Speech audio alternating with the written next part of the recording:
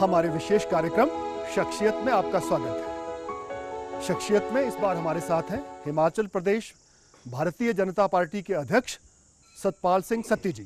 सत्ती जी, आपका स्वागत है। धन्यवाद जी। सत्ती जी, भाजपा में आपको बहुत ही तेज तर्रार नेताओं में माना जाता है। आप ऊना से विधायक भी हैं। आपका ताल्लुक अखिल भारतीय विद्यार्थी परिषद से रहा है। आपने अपना राजनीतिक जीवन छात्रकाल से इस संगठन के माध्यम से शुरू किया है। आपका दल इस समय प्रदेश में विपक्ष में है, जबकि देश में आप सत्ताधारी दल हैं। हिमाचल प्रदेश में वीरभद्र सिंह सरकार का अब तक का कार्यकाल आप कैसा मानते हैं, आंकते हैं? हिमाचल प्रदेश में पिछले 3 वर्षों से कांग्रेस पार्टी की सरकार है और वीरभद्र सिंह जी मुख्यमंत्री के रूप में प्रदेश का नेतृत्व कर रहे हैं। जी, वीरभद्र सिंह जी प्रदेश के वरिष्ठ नेताओं में से हैं, लेकिन जो दुर्भाग्य है इस प्रदेश का कि वीरभद्र सिंह जी अपनी अंतिम पारी में पूरी तरह से असफल हुए हैं। हिमाचल प्रदेश को आज ज़रूरत है विकास की, हिमाचल प्रदेश को आज ज़रूरत है रोज़गार पैदा करने की, लेकिन उस दृष्टि से वीरभद्र सिंह जी व्यक्तिगत राजनीति में पिछले 3 सालों से उलझे हुए हैं और उसी के ऊपर चलते हुए वो विपक्ष को दबाने की कोशिश करते हैं। और विभिन्न पार्टी कांग्रेस पार्टी के बीच भी अनेकों लोग उनसे परेशान रहते हैं, क्योंकि वो उसमें भी ग्रुप की पॉलिटिक्स करते हुए वहाँ पर भी कुछ लोगों को ज़्यादा तरजीह देते हुए और कुछ लोगों को ना पूछते हुए ऐसी परिस्थितियाँ वीरभद्र सिंह जी पैदा करते हैं, जिसके कारण अनेकों लोग सरकार को छोड़ना चाहते हैं। अनेकों लोगों ने सरकार से हटे भी है और हटने की कोशिश भी करते हैं। तो आपको क्या लगता है कि 2 साल 10 महीने में विकास नहीं हुआ, सिर्फ राजनीति हो रही है क्या? हिमाचल में विकास जो है वो जनरल रूटीन में जो चल रहा है वो चल रहा है। केंद्रीय सरकार की योजनाओं के कारण जो हो रहा है वो हो रहा है। जब केंद्र से जो जनरल रूटीन में पैसा आता है वो आ रहा है। विशेष प्रयास करके वीरभद्र सिंह जी ने या उनके मंत्रिमंडल के सदस्यों ने कोई ऐसा प्रयास नहीं है कि हिमाचल प्रदेश के लिए कोई विशेष प्रोजेक्ट लाया जाए। पर मौजूदा उद्योग मंत्री जो आपके ज़िले से ताल्लुक़ रखते हैं, तो वो तो कहते हैं कि उस समय इतना उद्योग आया ही नहीं और अब कोशिशें चल रही हैं। वो मंत्री के रूम में उनका बोलना जो वाजिब बनता है, क्योंकि उन्होंने अपनी जो पोस्ट है उसको जस्टिफाई करना और अपनी सरकार को जस्टिफाई करना, लेकिन अंदर से वो भी जानते हैं कि किस तरह से कांग्रेस पार्टी ने सत्ता में होते हुए उस औद्योगिक पैकेज को वापस लिया।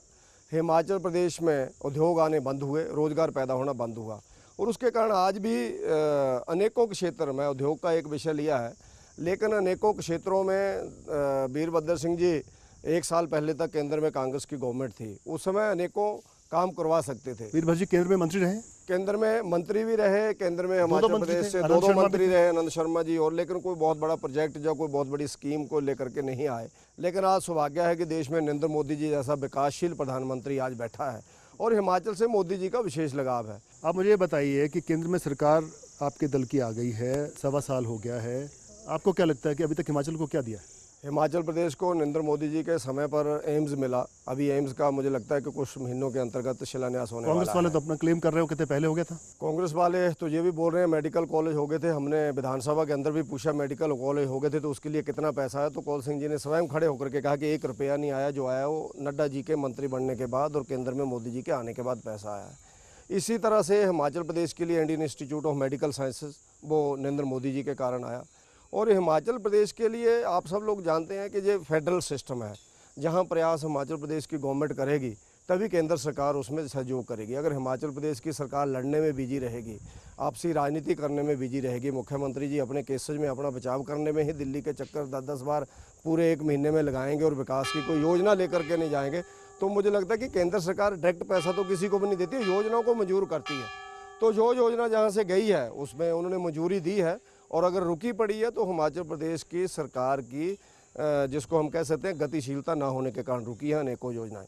आपको लगता है कि आपकी अगुवाई वाली, नेतृत्व वाली प्रदेश भाजपा विपक्ष के रूप में अपनी भूमिका बखूबी निभा रही है? पूरी भारतीय जनता पार्टी एक टीम के रूप में काम करती है। जो भी अच्छा हुआ है वो भारतीय जनता पार्टी के सामूहिक प्रयास से हुआ है।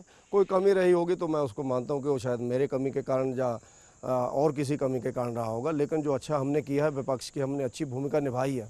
और हमने तो, और प्रोफेसर धूमल जी ने तो विधानसभा में बार बार बोला है कि हिमाचल के विकास के लिए प्रदेश सरकार अगर हमारा सहयोग लेना चाहेगी तो हम दिल्ली जाने को भी तैयार हैं। हम तो इनको ऑफर देते हैं तब भी लेने को तैयार नहीं है। तो इनकी नीयत पे आप लोग देख सकते हैं कि किस तरह की नीयत है इन लोगों की और प्रदेश की जनता के प्रति इनका विकास का क्या रवैया है। आप बेशक यहाँ विपक्ष में है जैसे मैंने कहा, और केंद्र में आपकी सरकार है, जी। तो क्या आप वीरभद्र सिंह को ऑफर करेंगे कि चलिए हम इकट्ठे चलते हैं प्रदेश के मुद्दों को लेकर केंद्र में?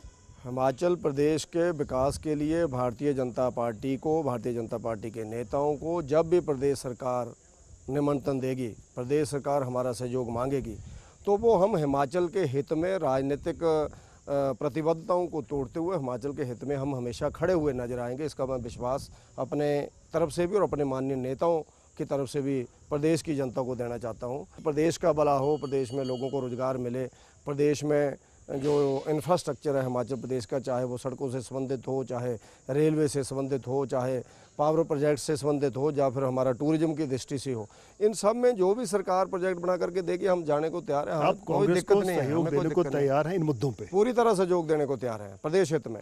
यहाँ हम रुकते हैं एक छोटे से ब्रेक के लिए, आप कहीं मत जाइएगा, आप बने रहिए हमारे साथ, तुरंत लौटते हैं। आपके वरिष्ठतम नेता शांता कुमार ने पिछले दिनों एक बयान दे दिया जिससे भाजपा की पूरे देश में फजीहत हो गई।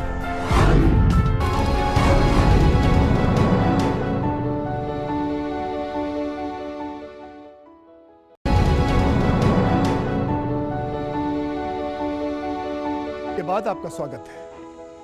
सती जी, आप कह रहे थे कि वीरभद्र सिंह अपनी उलझनों में फंसे हैं और सत्ताधारी दल जो कांग्रेस है वो भी। आपको क्या लगता है कि आपकी पार्टी में एकजुटता है, कहीं बिखराव तो नहीं? भारतीय जनता पार्टी एक लोकतांत्रिक तरीके से चलने वाली पार्टी है। इसमें हर छोटे और बड़े कार्यकर्ता का महत्व है, हर लीडर का महत्व है। राजनीति जो इस देश की है उसके कारण हर देखने वाले को जो लगता है कि बीजेपी में भी सब ठीक नहीं चल रहा है, क्योंकि हम सब के लिए जो गौरव का विषय है कि लोग चाहते हैं कि बीजेपी एक आदर्श के रूप में इस देश की राजनीति में आगे बढ़े। कुल मिलाकर के अगर हम लोग देखेंगे हिमाचल प्रदेश में या देश में, भारतीय जनता पार्टी बिना किसी मतभेद के, बिना किसी मनभेद के आगे बढ़ती है और पार्टी एक परिवार के रूप में आगे चलती है। हर व्यक्ति को उसमें अपना विषय रखने का अधिकार है। कई बार उन बातों को ही मतभेद बता करके थोड़ा आगे बढ़ाने की कोशिश की जाती है, जो कि मतभेद नहीं होता है, उसमें अपना अपना विचार होता है। उसके नाते मैं जब मान करके चलता हूँ कि भारतीय जनता पार्टी इस देश की सैकड़ों पार्टियों से अच्छी पार्टी है और इसमें अच्छे लीडर्स हैं और अच्छा एक विचार लेकर के पार्टी आगे बढ़ी और एकजुटता से हिमाचल प्रदेश में हम लोग आगे बढ़ रहे हैं। शांता कुमार केंद्र में मंत्री रहे, 2 बार मुख्यमंत्री रहे, उपाध्यक्ष हैं पार्टी के, सांसद हैं अभी, और प्रोफेसर प्रेम कुमार धूमल 2 बार मुख्यमंत्री रह चुके हैं, विपक्ष के नेता अब हैं, पहले भी रहे हैं। इसके बाद अब एक नए युग का उदय हुआ है जगत प्रकाश नड्डा के रूप में, जो केंद्र में बहुत ही महत्वपूर्ण पद पर हैं। केंद्रीय मंत्री तो हैं ही, पार्लियामेंट्री बोर्ड के सेक्रेटरी हैं, पार्टी के जनरल सेक्रेटरी रह चुके हैं। अमित शाह के बाद अब पार्टी में उन्हीं का नाम आता है।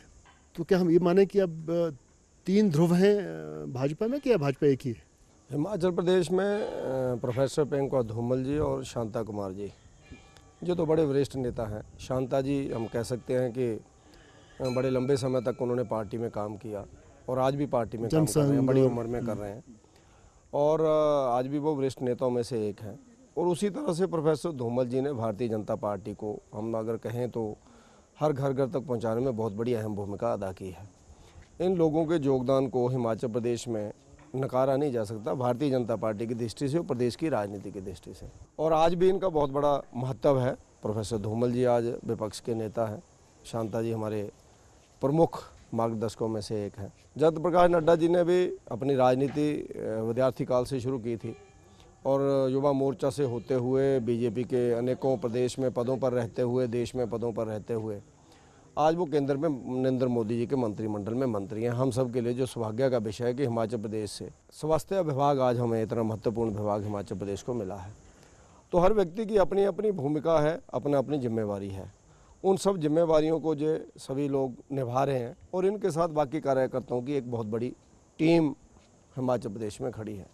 ये अलग अलग ना होकर के भारतीय जनता पार्टी को मजबूत करने के लिए सभी लोग काम करते हैं और काम करते करते आज हिमाचल प्रदेश में हमने ये स्थिति ला करके खड़ी की है कि अभी चाहे चुनाव को 2 साल हैं, लेकिन चाहे आज चुनाव हो जाए तो भारतीय जनता पार्टी सत्ता में आएगी, क्योंकि हमारे पास ये बड़े नेताओं की कड़ी है, बहुत बड़े नेता हमारे पास हैं। वरिष्ठतम नेता शांता कुमार ने पिछले दिनों एक बयान दे दिया जिससे भाजपा की पूरे देश में फजीहत हो गई। उन्होंने पत्र लिख दिया अमित शाह को कि पार्टी में ठीक नहीं चल रहा है, वैसे तो तारीफ भी की, उस बयान को आप कैसे लेते हैं? शांता जी कई ऐसी बातें हैं जिसको हम कह सकते हैं कि एकदम वो बोलते हैं, उनका एक अपना यानी जैसे मैंने कहा कि वो पहली पीढ़ी के नेताओं में से एक है।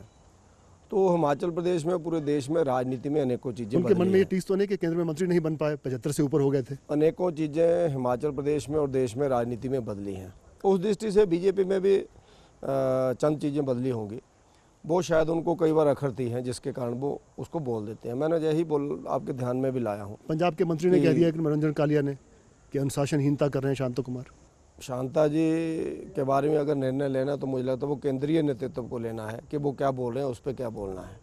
क्योंकि जो ऐसे पार्टी के वरिष्ठ नेता हैं जिनके बारे में शायद उनकी बातों का हम कोई संज्ञान नहीं ले सकते और ना ही लेना चाहिए, क्योंकि जो बड़े लीडर्स हैं, शांता ये केंद्रीय कुमार हाईकमांड उसमें करेगी जो भी आपकी करना है। कार्यकारिणी की बैठकों में बहुत कम अव्वल तो आते ही नहीं हैं या बहुत कम आते हैं, कि ये अनुशासनहीनता नहीं है? शांता जी अनेकों बार पार्टी की मीटिंगों में नहीं पहुंच पाते हैं, वो अपनी असमर्थता भी जताते हैं।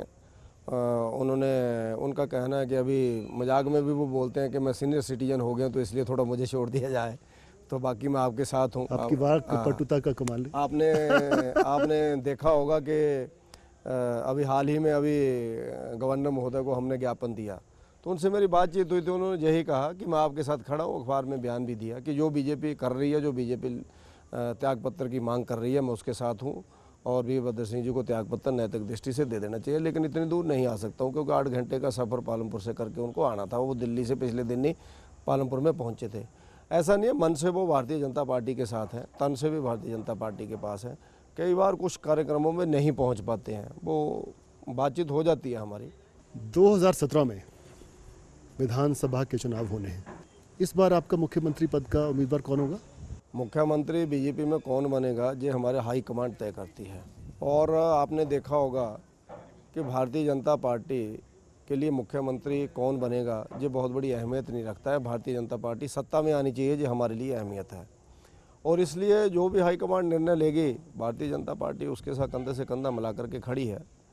हिमाचल प्रदेश में बीजेपी के बड़े नेता क्या नड्डा भी वापसी कर हिमाचल सकते हैं? प्रदेश में हैं। ये तो आप नड्डा जी से पूछ सकते हैं, क्योंकि नड्डा जी को अपने बारे में निर्णय लेना नड्डा जी का काम है, या उनको भेजना ये हाईकमांड का काम है। मेरा काम तो हिमाचल प्रदेश में बीजेपी को सबको साथ लेकर के चलना है। इन बातों को मैं केंद्र हाईकमांड पे ही मानता हूँ कि अधिकार भी उन्हीं का है और मेरा सोचने का विषय भी नहीं है। आप एक और पारी प्रदेश अध्यक्ष के रूप में खेलना चाहेंगे? हिमाचल प्रदेश में अभी बीजेपी के चुनाव चल रहे हैं। अभी नो डाउट पूरे देश में प्रदेश के अध्यक्षों का चुनाव होना है, फिर राष्ट्रीय अध्यक्ष का चुनाव होना है। क्योंकि आपको भी अच्छा लग सकता है हिमाचल कि 2017 में चुनाव होने, पार्टी सत्ता में आती है अगर, तो आपकी रहनुमाई में होगा वो। हिमाचल प्रदेश में भी नए अध्यक्ष का चुनाव होना है। मेरा 2 बार का कार्यकाल हुआ है, 1 वर्ष 1.5 वर्ष पहले हुआ है और 3 साल अभी हुआ है। अब पूरा के पूरा, हाँ। मैं इसके लिए पार्टी का, प्रदेश के नेताओं का और हाईकमांड का बहुत धन्यवादी हूं कि उन्होंने मुझे मौका दिया, जो शायद मैंने कभी सोचा भी नहीं था इतनी पार्टी जल्दी। आपको मौका देती है तो क्या आप उसे सहर्ष स्वीकारेंगे? एक कार्यकर्ता के नाते, स्वयंसेवक के नाते हर कार्यकर्ता का जो फर्जी बनता है कि उसको जो जिम्मेवारी दी जाए वो उसको सहर्ष स्वीकार करे और उसमें जितनी कड़ी मेहनत कर सके और पार्टी को आगे बढ़ाए। ये हम लिखते हैं एक और छोटा सा विराम। विराम के बाद तुरंत लौटते हैं और सती जी से बातचीत का ये सिलसिला जारी रहेगा। तो हिमाचल प्रदेश की सरकार, वीरभद्र सिंह सरकार का इस्तीफा क्यों मांगने पर अड़े? तो व्यक्ति स्वयं संदिग्ध हो, जिसके ऊपर लोग उंगलियां उठा रहे हैं, उस व्यक्ति को प्रदेश का मुखिया होने का।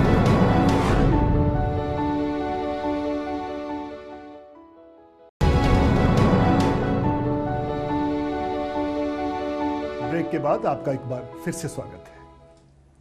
सती जी, हमारे देश की लोकतांत्रिक व्यवस्था में सरकारें 5 वर्ष के लिए चुनी जाती हैं, तो फिर आप हिमाचल प्रदेश की सरकार, वीरभद्र सिंह सरकार का इस्तीफा क्यों मांगने पर अड़े हैं? राज्यपाल को ज्ञापन दे रहे हैं, ऐसा क्यों? हिमाचल प्रदेश में सरकार नाम की कोई चीज़ नहीं है, सिर्फ वीरभद्र सिंह जी मुख्यमंत्री हैं। बाकी सारा जो सिस्टम है वो तहस नहस हो चुका है। कानून व्यवस्था की दृष्टि से हिमाचल प्रदेश में हालत बड़े ख़राब हैं। भ्रष्टाचार की दृष्टि से अगर हम लोग देखें तो हिमाचल प्रदेश में वीरभद्र सिंह जी स्वयं विधानसभा के अंदर मंत्रियों को बचाते हुए नजर आते हैं, जो कि बड़ी दुर्भाग्यपूर्ण स्थिति है। हिमाचल प्रदेश में सरकार कोई काम नहीं कर रही है, विकास का कोई काम नहीं है। और वीरभद्र सिंह जी स्वयं भ्रष्टाचार में लिप्त हैं, उनके ऊपर एफआईआर लॉन्च हो गई है। हिंदुस्तान के इतिहास में ये पहली बार हुआ कि किसी मुख्यमंत्री के ऊपर मुख्यमंत्री रहते हुए एफआईआर लॉन्च की हो सीबीआई ने। उनके अनेकों ठिकानों के ऊपर छापे पड़े हैं, रेड हुई है, सीबीआई ने वहाँ से दस्तावेज बरामद किए हैं। तो उसके नाते हमारा ये मानना है कि जो व्यक्ति स्वयं संदिग्ध हो, जिसके ऊपर लोग उंगलियां उठा रहे हैं, उस व्यक्ति को प्रदेश का मुखिया होने का कोई अधिकार नहीं है। और उसके साथ साथ बाकी जो प्रदेश की, जैसा मैंने स्थिति बताई, उस दृष्टि से प्रदेश की हालत बड़ी ख़राब इस सरकार के कारण हुई है। तो हम चाहते हैं कि हिमाचल में दोबारा से चुनाव हों और लोग जिसको सत्ता सौंपे वो प्रदेश में विकास के नाम पर सरकार चले और हिमाचल का विकास होना चाहिए।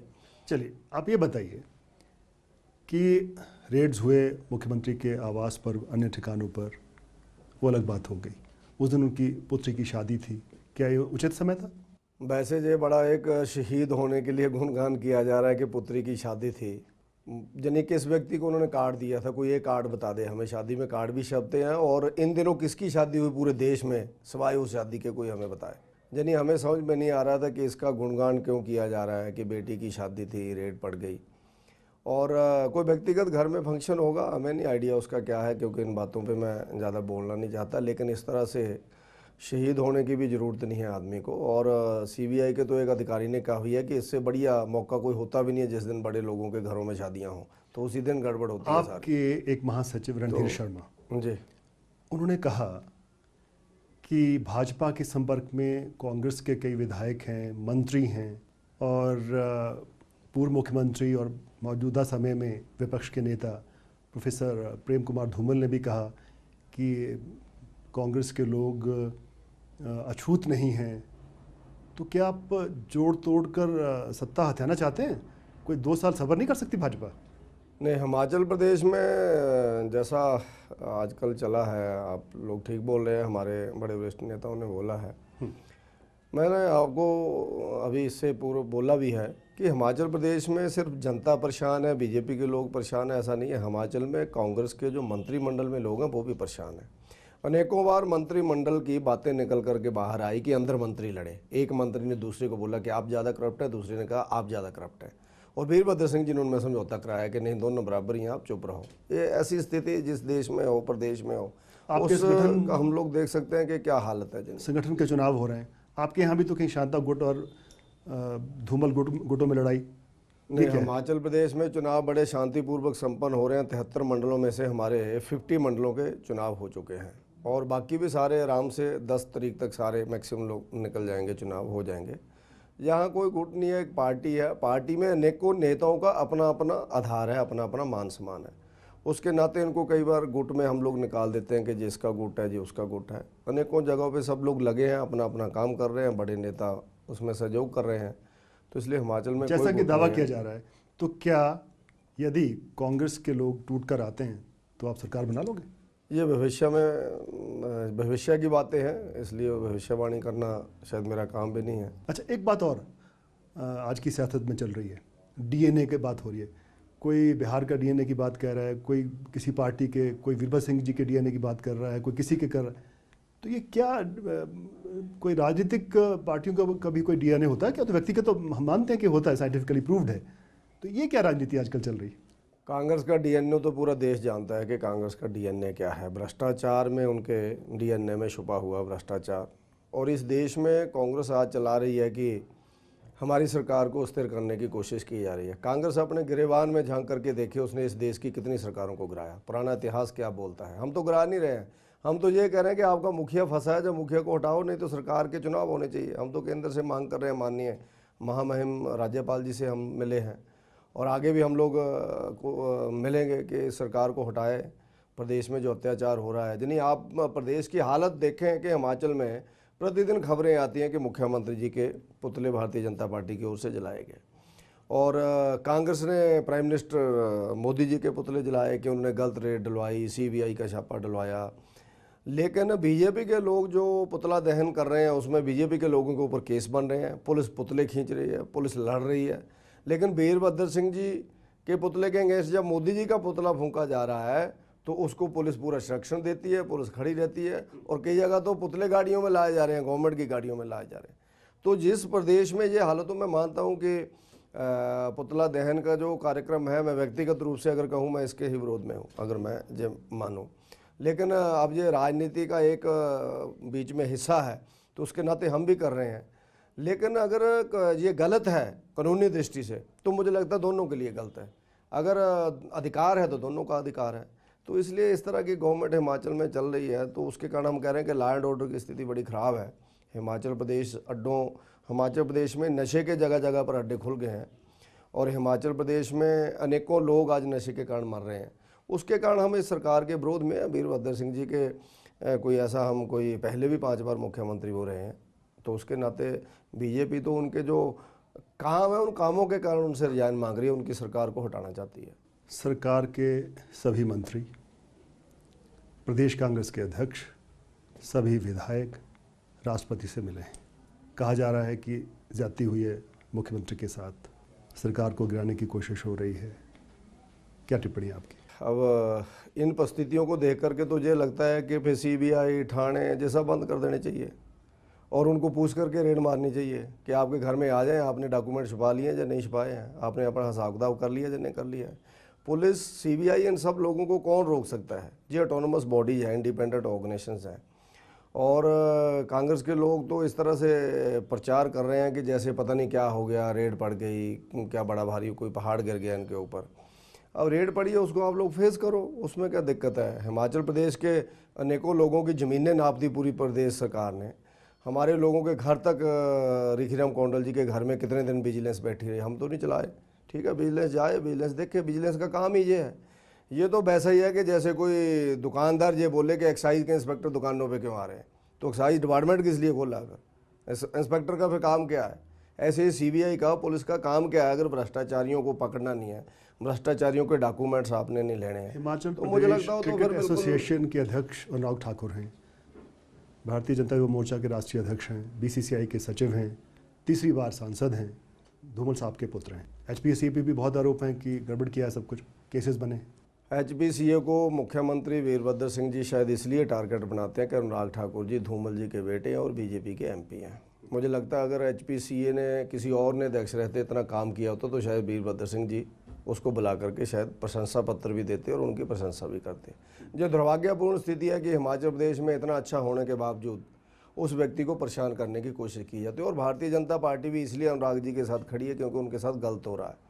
अगर ये गलत नहीं करते तो शायद HPCA का जवाब देने की हमें ज़रूरत ही नहीं है, क्योंकि HPCA भारतीय जनता पार्टी का कोई संगठन तो है नहीं है, वो तो ऑटोनोमस ऑर्गेनाइजेशन है। आज वो अध्यक्ष हैं, पहले कई और थे, आगे कोई और बनेगा। तो वो तो लगातार चले आ रहे हैं। तो नहीं, लगातार चल रहे हैं, उनकी काबिलियत है, लोग उनको बना रहे हैं। वीरभद्र सिंह जी तो लगातार कोशिश कर रहे हैं कि उस पर कब्जा किया जाए। अब उसके लिए हिम्मत चाहिए, काम चाहिए, इतिहास चाहिए। काम नहीं किया इन्होंने, तो इसलिए इनको लोग नहीं मानते हैं। मैं कहता हूँ सिर्फ HPCA पर ही टारगेट क्यों करते हैं? हिमाचल प्रदेश में 54 अन्य ऑर्गेनाइजेशंस हैं, हैंडबॉल एसोसिएशन है, वॉलीबॉल एसोसिएशन है, अन्य हॉकी फेडरेशन है, उन पे विद्या स्टोक जी का अनेकों सालों से बैठे हैं। हमने तो कभी नहीं बोला कि वो क्यों बैठे हुए, और विद्या स्टोक जी ने कभी स्टेक पकड़ी हो तो वो बताएं।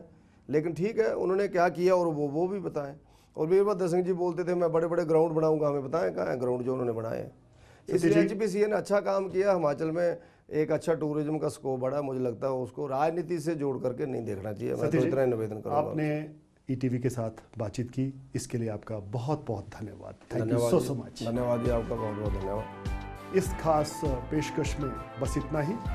अगले हफ्ते फिर मिलेंगे एक नई शख्सियत के साथ। आप देखते रहिए ETV न्यूज़।